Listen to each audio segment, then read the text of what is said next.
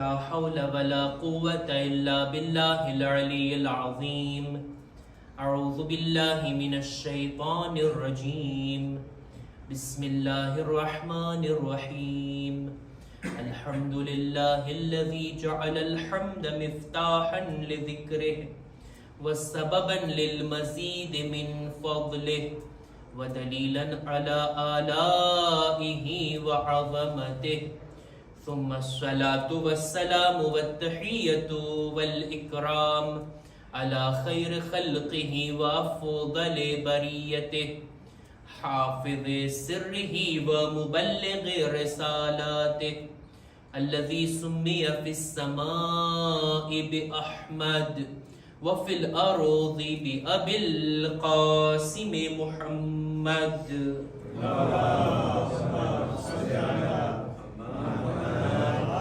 وعلى أهل بيته الطيبين الطاهرين المعصومين المظلومين ولعنة الله على أعدائهم أجمعين. أما بعد فقد قال الله سبحانه وتعالى في كتابه الكريم: بسم الله الرحمن الرحيم. قل ما يعبأ بكم ربي لولا دعاؤكم. صلوات پر محمد و آل محمد.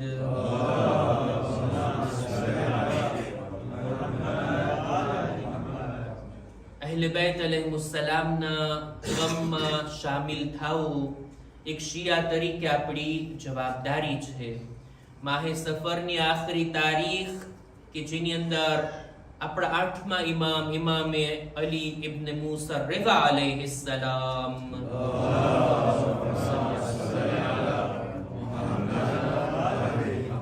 એમનો ગમ મનાવવા માટે, એમની યાદ મનાવવા માટે આપણે બધા ફરશે અઝા પર જમા થયા છીએ. આપણા 8મા ઇમામની ઉમ્ર મુબારક કુલ હતી 55 વર્ષ. 11મી ઝિલકાદ હિજરી સન 148માં ઇમામની વિલાદત અને સફરની છેલ્લી તારીખ હિજરી સન 203માં ઇમામની શહાદત. આ 55 વર્ષની ઉમ્ર મુબારકની અંદર ઇમામ 7મા ઇમામની શહાદત બાદ ઇમામતની જવાબદારી સંભાળ્યા. મદીનાની અંદર ઇમામની ઇમામતનો દૌર પસાર થયો અને છેલ્લા 2-3 વર્ષ ઇમામ ઈરાનમાં હતા, તુસમાં હતા અને ત્યાં એમની શહાદત થઈ. 8મા ઇમામની ઝિયારતની ઘણા લોકોને તમન્ના હોય અને માશાઅલ્લાહ મારા ખ્યાલથી લગભગ બધા 8મા ઇમામની ઝિયારતથી મુશર્રફ થયા હશો. ખુદા આપણને બધાને 8મા ઇમામની ઝિયારત વારંવાર નસીબ ફરમાવે અને દુનિયામાં એમની ઝિયારતની સાથોસાથ આખિરતમાં પણ એમની શફાઅત નસીબ ફરમાવે. 8મા ઇમામની હદીસને મારે બયાન કરવી છે, એમની જિંદગીના બનાવો અને ઇમામની સીરતને મારે રજૂ કરવી છે. એના પહેલા એક હદીસ. રાવીનું નામ છે હસન બિન જહીમ. કિતાબ અલ-ઉસૂલ કાફીમાં, કિતાબ અલ-કાફીમાં મરહૂમ શેખ કુલૈની આ વાતને લખે છે.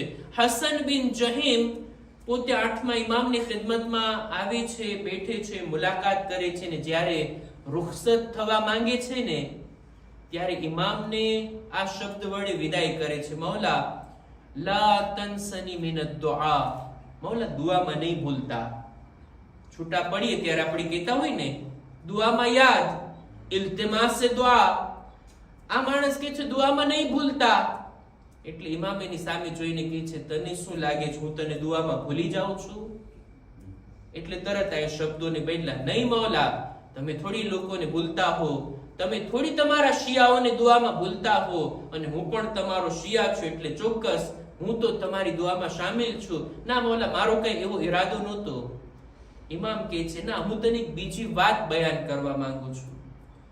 આ વાત તો નક્કી છે કે હું મારા શિયાઓને દુઆમાં નથી ભૂલતો.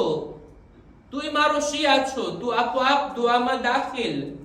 પણ એક બીજી વાત મારે તને કરવી છે ને તે આ કે જો તારે આ જાણવું હોય ને કે મારી નજરમાં તારો શું મર્તબો છે, મારી નજરમાં તારું શું માન અને સન્માન છે, આ પણ ઉત્સુકતા હોય ને આપણા દિલમાં, જાણીએ તો ખરા ઇમામ મને કેવો લેખે છે.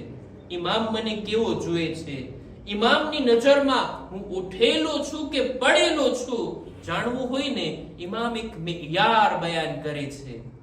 જો તારે જાણવું હોય, ઇઝા અરદતા અન તઅલમ મા લક ઇન્દક, જો તારે જાણવું હોય કે મારી નજરમાં તારી કેટલી વાલર છે, ઇઝા અરદતા અન તઅલમ મા લક ઇન્દી ફંઝુર ઇલા માલી ઇન્દક, તો તું સૌથી પહેલા તારા દિલમાં જો તારી નજરમાં મારી કેટલી મોહબ્બત છે, તારી નજરમાં મારા પ્રત્યે કેટલી લાગણી છે, તારી નજરમાં મારા વિશે કેટલો શોખ, કેટલો મર્તબો, કેટલું માન સન્માન રિસ્પેક્ટ રહેલું છે, એટલું જ મારી નજરમાં તારું છે.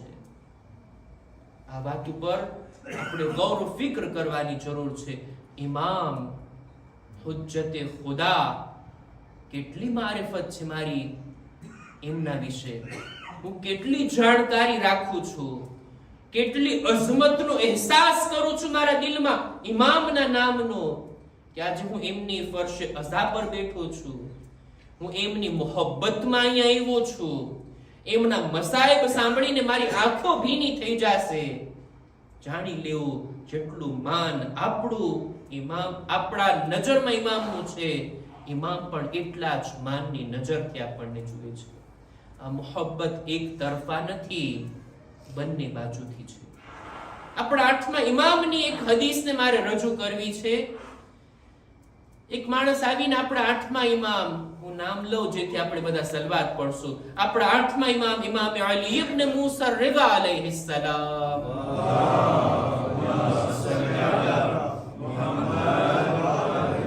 એમની ખિદમતમાં આવીને સવાલ કરે છે, મૌલા કૈફ અસ્બહતા. આ એક અરબી ભાષાની અંદર મુહાવરો છે. આ રીતના સવારના પૂછાય, જેવી રીતના આપણે બોન્જોર કરતા હોય, ગુડ મોર્નિંગ કરતા હોય, અરબી ભાષામાં પણ સલામ બાદ આ રીતના બોલતા હોય, કૈફ અસ્બહતા. એનો લોગવી તર્જુમો આ થાય કે તમારી સવાર કેવી પડી, હરરોજ સવારના તમે કેવી રીતના દિવસની શરૂઆત કરો છો. દેખીતી વાત છે, દરેક માણસના દિવસની શરૂઆત અલગ અલગ તરીકાથી હોય. ઘણા લોકોની દિવસની શરૂઆત ચાયથી થતી હોય, ચાય ના પીવે ત્યાં સુધી દિવસ ના ઉગ્યો હોય. ઘણા લોકોની દિવસની શરૂઆત કુરાનની તિલાવતથી થતી હોય, નમાઝે સુબહની તાકીબાતથી થતી હોય. ઘણા લોકો બાળકો હોય તો સ્કૂલ જવા માટે તૈયાર થતા હોય, સ્કૂલે જઈને એમની દિવસની શરૂઆત થતી હોય અને એમની એક્ટિવિટી ચાલતી હોય. દરેક માણસની અલગ અલગ સવાર પડે. 8મા ઇમામથી પણ આ માણસે સવાલ કર્યો, અને આ આખો એક બાબ છે હદીસોની અંદર, આખું એક ચેપ્ટર છે કે ઇમામોથી જ્યારે પૂછવામાં આવ્યું, મૌલા તમારી સવાર કેવી પડી, તો ઇમામોના અલગ અલગ જવાબો છે. એક આલિમે દીને તો કિતાબ લખી છે આ ટોપિક ઉપર કે ઇમામોના જવાબ કૈફ અસ્બહતા, એના બારામાં. 8મા ઇમામથી સવાલ કર્યો એટલે 8મા ઇમામ જવાબની અંદર કહે છે, મારી દિવસની શરૂઆત થઈ ઈ હાલતમાં કે 5 બાબતો, 5 ચીજોના બારામાં મારી ફિક્ર મશગુલ હતી, 5 કામો મારી નજરની સામે હતા અને ઈ રીતના મેં દિવસની શરૂઆત કરી. આ 5 કામો બધા માટે છે, ખાલી ઇમામ રઝા માટે નથી. પણ 8મા ઇમામની જબાનથી આપણે સાંભળીએ કે હર રોજ દિવસ ઉગે, મારી જિંદગીનો એક નવી સવાર પડે, મારી જિંદગીમાં એક નવો દિવસ આવે. આ 5 ચીજો મારી સામે પણ છે. કઈ કઈ ચીજો? સૌથી પહેલા મૌલા ફરમાવે છે, અસ્બહતુ બિઅજલિન મનકૂસ. મારા દિવસની સવાર, મારા દિવસની શરૂઆત થઈ, સવાર પડી ઈ હાલતમાં કે મારી ઉંમરનો એક ભાગ ઊંચો થઈ ગયો. હર રોજ દિવસ અને રાત પસાર થાય, આપણી ઉંમર વધતી નથી, ઘટે છે. કેટલા દિવસ મેં પસાર કર્યા ઈ નહીં, કેટલા બાકી રહ્યા ને ઈ જોવાનું. ઈ બાકી રહ્યા એમાંથી થોડું થોડું હર રોજ કમ થાય છે. ઇમામ આ બાબત ઉપર તવજ્જો દેવરાવે છે. ધ્યાન રાખીએ, દિવસની શરૂઆત થઈ એટલે સમજી લેવું ઉંમર ઊંચી થતી જાય છે, ઉંમર ઘટતી જાય છે, અને એક કદમ આપણે આપણી મૌતથી નજીક આવી ગયા. દરેક ચીજને માપવાનું એક પૈમાનો હોય ને. પાણીને લીટરથી મપાય, જમીનને મીટરથી મપાય, અમુક ચીજોને કિલોથી મપાય. આપણી ઉંમરને જો માપવી હોય ને તો આપણા આકા અને મૌલા અમીરુલ મુમિનીન હઝરત અલી ઇબ્ન અબી તાલિબ અલૈહિસ સલામ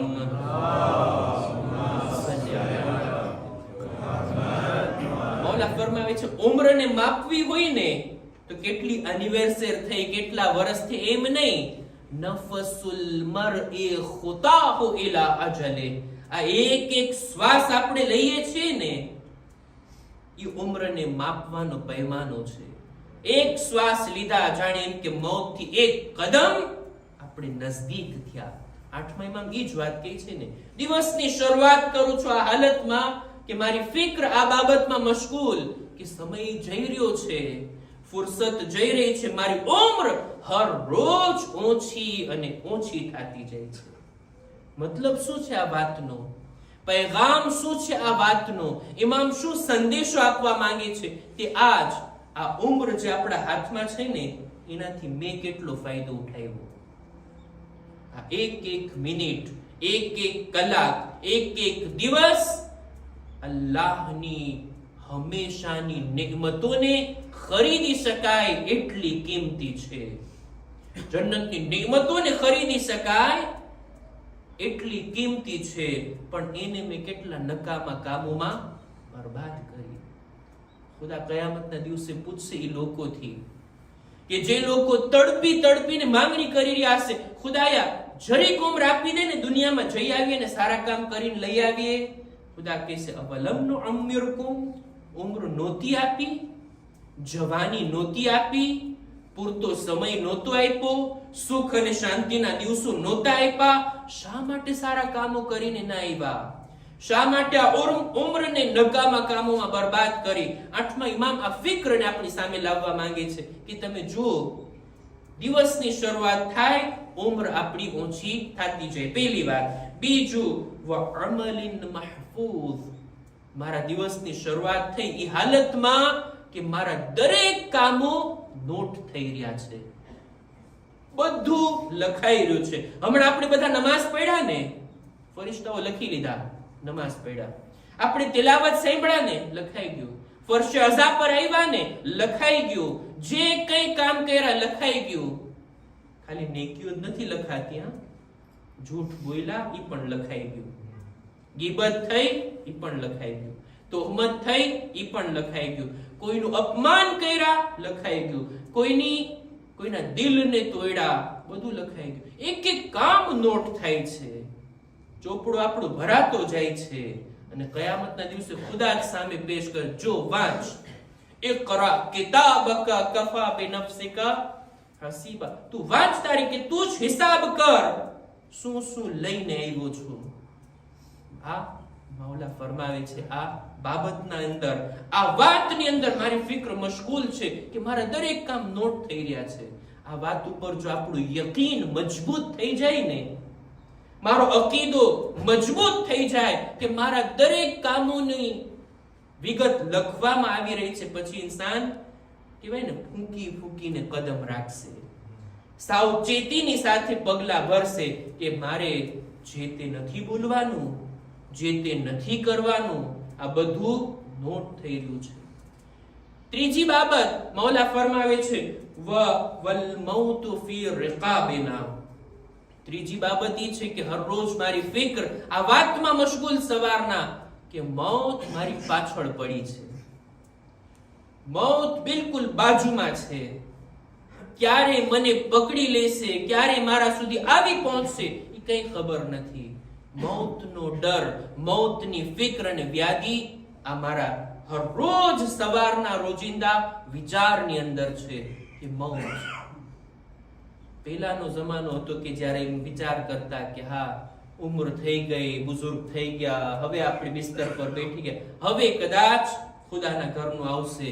જો કે આ જમાનાની અંદર ફક્ત બુઝુર્ગોને જ મોત નથી આવતી, કેટલા જવાનો, કેટલા બાળકો, મોટી ઉંમર હોય, નાની ઉંમર હોય, દરેકને મોત આવવાની છે. પણ મોતને આપણે કેટલી યાદ કરીએ છીએ, આપણે મોતને ભૂલી જઈએ છીએ. મોત રોજ આપણને યાદ કરે છે. એ ગાફિલ ઇન્સાન, તું મને ભૂલી જાય છે, હું તને નથી ભૂલતો. હર રોજ તને યાદ કરું છું અને એક દિવસ આવીને તને લઈને જઈશ. આ મોતની યાદને આઠમા ઇમામ આપણી સામે રાખે છે. અને ત્યારબાદ ચોથી ચીજ, વન્નારુ મિન વરાઇના, આગળ આગ છે, જહન્નમનો અઝાબ છે કે જે આવવાનો છે. જહન્નમના અઝાબથી ખૌફ હર રોજ સવારના મારા વિચારમાં આવે છે. આ જહન્નમ કે જેને ઇન્સાન ખુદ પોતાના અમલથી ભડકાવે છે. આ ઇન્સાનના કામો છે કે જહન્નમની આગને ઓર વધારે ભડકાવે છે. જહન્નમથી ડર, જહન્નમના અઝાબથી ડર. કુરાન મજીદની અંદર પેલી આયત છે ને, કુલ્લુ નફસિન ઝાઇકતુલ મૌત. કુરાનમાં આયત એક ફેરે નથી, 3 ફેરે છે. અને એક જગ્યા ઉપર આગળ ખુદાવંદ આલમ ફરમાવે છે, ફમન ઝુહઝિહા અનિન નાર વ ઉદખિલલ જન્નતા ફકદ ફાઝ. કુલ્લુ નફસિન ઝાઇકતુલ મૌત ની બાદ ખુદા કહે છે, આ મોત દરેક જી રૂહને આવવાની છે, બધાને મોતની મજા ચાખવાની છે, પણ જે કોઈ પોતાને જહન્નમની આગથી બચાવીને લઈ ગયું, જહન્નમથી છુટકારો જેને મળી ગયો અને જન્નતમાં દાખલ થયું ને, ઈ છે કામયાબ, ઈ છે સક્સેસફુલ, ઈ છે કામયાબ. આ મોત આવશે, સામે જહન્નમ પણ છે. મારે એનાથી કેમ બચવું ને, ઈ મારા વિચારમાં છે. અને પાંચમી ચીજ મૌલા કહે છે, વલા નદરી મા યુફઅલુ બીના, ઇન્સાનને ખબર નથી કે ફ્યુચરમાં શું થવાનું છે. આપણું ફ્યુચર આપણા માટે રોશન નથી. કોઈ એમ નથી કહી શકતું કાલે મને આમ થશે, કાલે મને આ ફાયદો થશે, કાલે હું આ કરી નાખીશ ને તે કરી નાખીશ. કુરાનમાં છે ક્યારેય પણ ફ્યુચરની વાત કરવી હોય ને તો ઇન્શાઅલ્લાહ કહેવામાં આવે. ખુદા ચાહે તો હું આ કામ કરીશ, નહીંતર ખુદાની મશિયત જો મારા અમલ સાથે ના હોય ને તો પછી ગમે એટલા ઈરાદાને પ્લાન કરું, કઈ મળવાનું નથી. સૂરે લુકમાનની છેલ્લી આયતમાં છે કે ઇન્સાનો નથી જાણતા કે એની સાથે શું થવાનું છે, એનો અંજામ કેવો આવશે. અત્યારે દીનદાર છીએ, ફ્યુચરમાં પણ આવી જ દીનદારી રહેશે, કોઈ ખાતરી નથી. અત્યારે આપણે સારી હાલતમાં છીએ, કાલે પણ આવું જ રહેશે, કોઈ ખાતરી નથી. અને એટલે જ ઇમામ કહે છે, આ બધી વ્યાધિ, આ બધા ફિક્રની અંદર હું મશગુલ છું અને મારી સવારની શરૂઆત થાય છે. આ પાંચે ચીજ આપણી સામે રાખવાની છે. હું ફરી પાછો રિપીટ કરું કે આઠમા ઇમામથી પૂછવામાં આવ્યું, મૌલા તમારી સવાર કેવી પડી, તમે દિવસની શરૂઆત કેવી રીતના કર્યા? તો આઠમા ઇમામ ફરમાવે છે, મારા દિવસની શરૂઆત થઈ આ 5 બાબતો વડે. સૌથી પહેલું તો મૌલા કહે છે કે હર રોજ મારી ઉંમર ઘટતી જાય છે. બીજું, મારા દરેક કામો નોટ થાય છે. ત્રીજું, મોત મારી પાછળ પડેલી છે. ચોથું, જહન્નમના અઝાબથી મારે પોતાને બચાવવો છે. અને પાંચમું, મારું મુસ્તકબિલ, મારું ફ્યુચર રોશન નથી, આપણને ખબર નથી કે આપણું શું થશે. ઇમામ આ રીતના પોતાના આ સવારની વાત બયાન કરીને આપણને દર્શ આપે છે. આ 5 બાબતો બધા માટે છે. શું આ 5 બાબતોને હર રોજ આપણે નજરમાં લાવીએ છીએ, એના વિશે વિચાર કરીએ છીએ? ખરેખર આઠમા ઇમામની આ વાત, આઠમા ઇમામની આ હદીસ જો ઇન્સાનની નજરોની સામે હોય ને તો મારા ખ્યાલથી પછી કોઈ દર્શે અખલાકની જરૂર ના પડે. ઇન્સાન આ બાબતને ફક્ત મગજમાં રાખે. દરરોજ સવારના શું કઈ ટાઈમ લાગે આ વાતને વિચાર કરવામાં? 1-2 મિનિટ આની અંદર રાખે. એક સલવાત પર મુહમ્મદ વાલે મુહમ્મદ.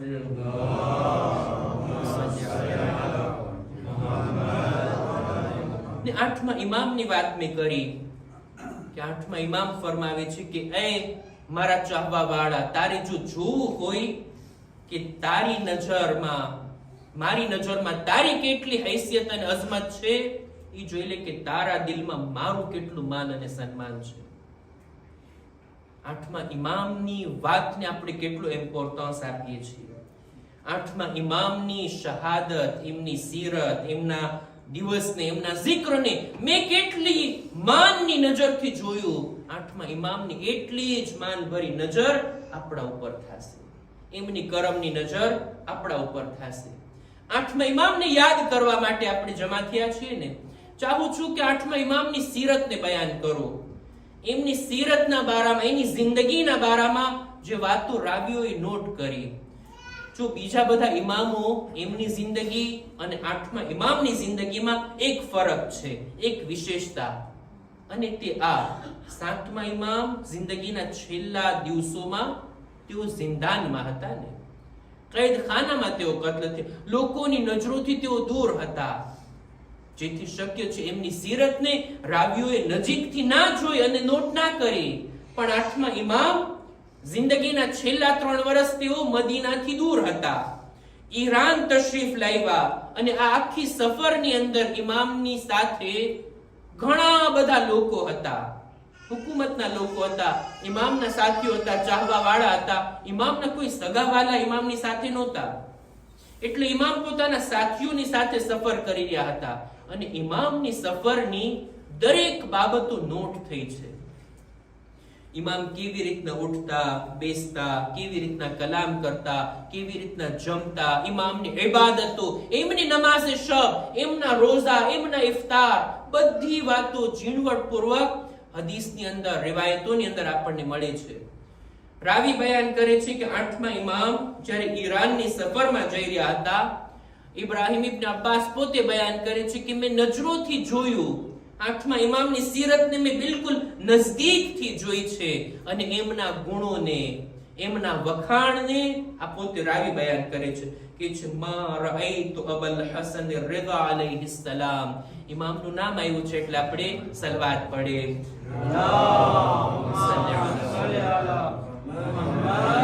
મા રઆઈતુ જફા અહદન બિકલામિહી કત્તુ. મેં ક્યારેય નથી જોયું કે આઠમા ઇમામ કોઈ એવી વાત કરે કે જે સામેવાળાને પસંદ ના આવે. પોતાની વાત થકી પણ સામેવાળાના દિલને ક્યારેય ના દુખાવતા.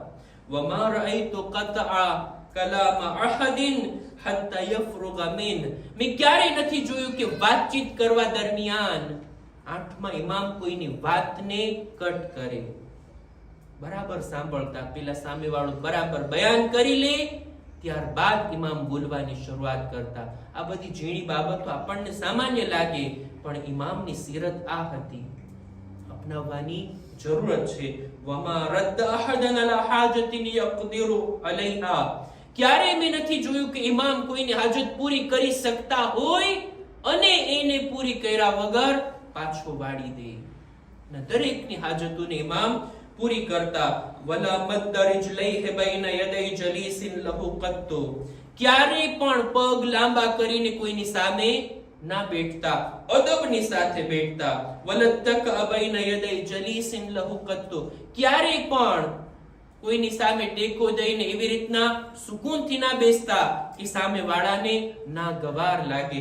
અદબની સાથે ઇમામ દરેક બેઠકોની અંદર તશરીફ રાખતા. વલા રઆઈતુહુ શતમ અહદન મિન મવાલી વ મમાલીકિહી કત્તુ. ક્યારે મેં નથી જોયું કે હત્તા ગુલામને પણ સખ્ત લહેજામાં અને બુરા શબ્દોથી ઇમામે યાદ કર્યા હોય. ગુલામ સાથે પણ આ રીતના નહીં. વલા રઆઈતુહુ તફલકત્તુ. ક્યારે નથી જોયું કે ઇમામ કોઈની સામે આબે દહન કાઢતા હોય અને થૂકતા હોય. વલા રઆઈતુહુ યતકહકહુ ફી ધિહકિહી કત્તુ. મેં ક્યારે નથી જોયું કે ઇમામ જોર જોરથી હસતા હોય. નહીં. વલાકિન કાના ધિહકુહુ અતબસ્સુમ. ક્યારેક હસવાની વાત આવે તો ઇમામ મુસ્કુરાતા અને તબસ્સુમની સાથે લોકોની સાથે પેશ આવતા. જ્યારે પણ ઇમામના માટે સુફરો બિછાવવામાં આવતો તો ઇમામની સીરત આ હતી કે પેલા એક ખાલી ઝર્ફ મંગાવતા અને દરેક ખાવાની ચીજોમાંથી સારું સારું ઉઠાવી અને મોકલતા, જાઓ પેલા ગરીબોને અને ફકીરોને આપવામાં આવે. ત્યારબાદ ઇમામ જમવાની શરૂઆત કરતા. સુફરા ઉપર વૈધું, ઘઈટું, હેઠું જે કંઈ પડ્યું રે એને ગરીબોને આપવું, આ ઇમામની સીરત નથી.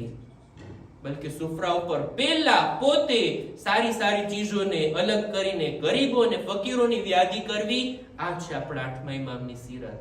અને ત્યારબાદ રાવી કહે છે કે ઇમામ જ્યારે પણ સુફરા ઉપર બેસતા ને એકલા ના બેસતા, પોતાના ગુલામોને, પોતાના આજુબાજુના લોકોને, ખિદમત ગુજારોને, ત્યાં સુધી કે હુકુમત તરફથી જે સિપાહીઓ ઇમામની સાથે હતા બધાને સાથે બેસાડીને ઇમામ સુફરા ઉપર જમતા. ઇમામ રાતના ઊંચું સૂતા, વધારે બેદાર રહેતા અને ક્યારેક ક્યારેક આખી રાત જાગીને ઇમામ ઇબાદત કરતા. ઇમામ વધારે પડતા રોઝા રાખતા અને જિંદગીમાં ક્યારેય પણ કોઈ મહિનાની પહેલી, વચલી અને છેલ્લી તારીખના ઇમામનો રોઝો ના છૂટતો. ઇમામ કહેતા જો આ 3 રોઝા કોઈ રાખે ને જાણે એમ કે સિયામુદ દહર છે, આખી જિંદગી એને રોજા રાખ્યા હોય. આ રીતના ઇમામની ઇબાદતો, ઇમામના કુરાનના પડવાના તરીકાને દર 3 દિવસે ઇમામ એક કુરાનને ખત્મ કરતા અને ફરમાવતા જો ચાહું તો આના કરતા જલ્દી પડી શકું છું, પણ હું દરેક આયત ઉપર અટકીને વિચાર કરીને પડું છું.